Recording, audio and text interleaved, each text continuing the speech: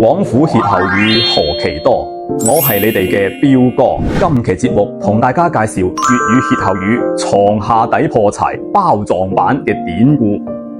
話說粵語裏邊所講嘅撞板啊，撞嘅板呢就唔係普通嘅木板，而係粵劇裏邊打拍子嘅板。喺粵劇裏邊，對於拍子係有板同埋釘嘅講法嘅，強拍為板，弱拍為釘。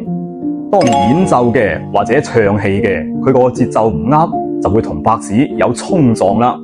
呢個時候啊，喺戲行裏邊就稱為撞板。咁撞板呢，後來又引申為做事出錯咁解。再後來啊，又衍生出一個好有趣嘅歇後語：床下底破柴包撞板。所以咯，大家以後做嘢千祈唔好床下底破柴啊！大家知唔知呢？關注我，送你7天粵語生存指南。